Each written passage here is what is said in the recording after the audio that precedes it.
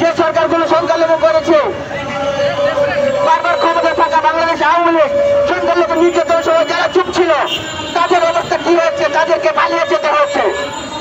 আমি তার বর্তমান উপদেষ্টাকে দৃষ্টি আকর্ষণ করে বলতে চাই, সংখ্যালঘুদের নির্যাতনে যদি আপনারা যদি চুপ থাকেন, আপনাদের একটি সময় আসবে বাংলাদেশ থেকে পালিয়ে যেতে হবে। কিন্তু আমরা আশাবাদী, আমরা বিশ্বাস করি আপনারা সুন্দরভাবে রাষ্ট্র পরিচালনা করবেন।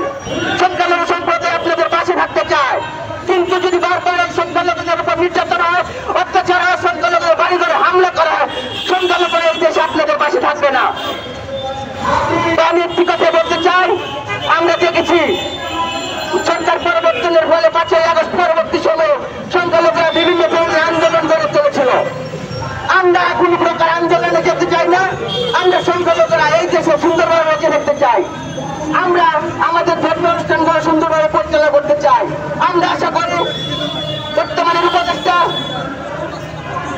যারা রয়েছে এবং বর্তমানে প্রশাসক যারা রয়েছে তারা সংখ্যালঘুদের পাশে থাকবে। পুলিশ প্রশাসক সংখ্যালঘুদের নিরাপত্তার ব্যবস্থা করবে। আমরা এই অবস্থাকে নিরাপত্তাহীনতা দেখেছি, 3-4 ঘন্টা ব্যাপী সংখ্যালঘুদের উপর আক্রমণ, পুলিশ প্রশাসনের নীরব ভূমিকা। সেই ভূমিকা যদি বাংলাদেশে থাকে তাহলে হয়তো বাংলাদেশে 8% সংখ্যালঘু থাকবে না। হয়তো আগামী 10 বছর পরে দেখতে পারবো বাংলাদেশ সংখ্যালঘুরা জাদুঘরে ভর্তি। হয়তো বিদেশ থেকে মানুষ এসে বলবে এই দেশে সংখ্যালঘুরা থাকে।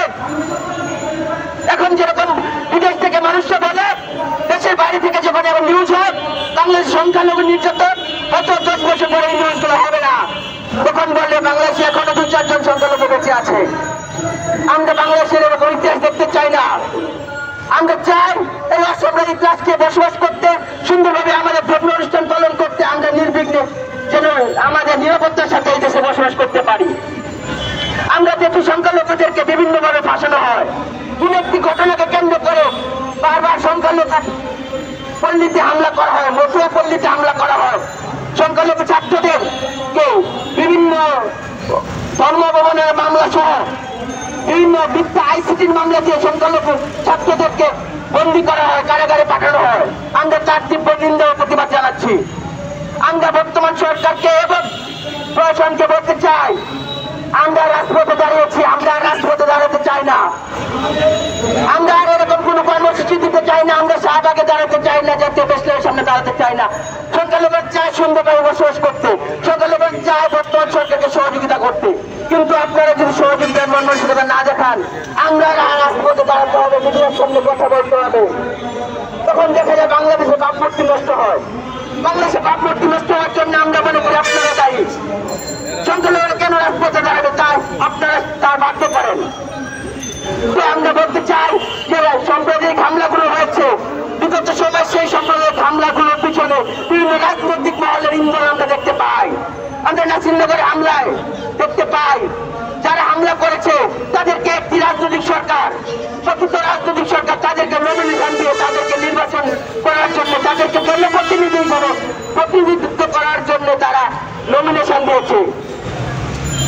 আমরা দেখেছি কুমিল্লায় 2021 সালে শারদীয় দুর্গাপূজার ঘটনায় বাহারুদ্দিন বাহার তৎকালীন আওয়ামী লীগের নেতার নেতৃত্বে কুমিল্লায় সাম্প্রদায়িক দাঙ্গা তৈরি হয়েছিল। যে সাম্প্রদায়িক দাঙ্গায় বাংলাদেশের 27টি জেলায় শারদীয় দুর্গাপূজার সময় হামলা করা হয়েছিল।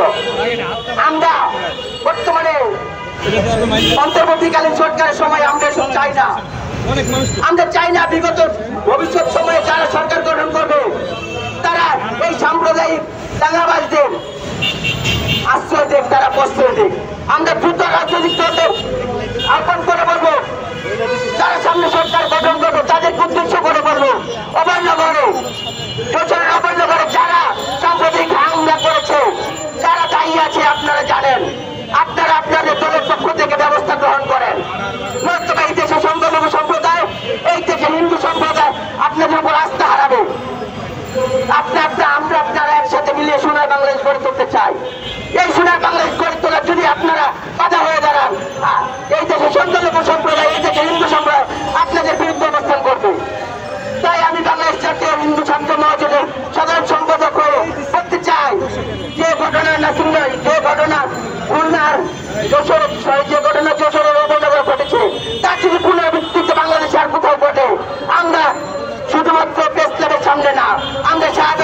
নেব।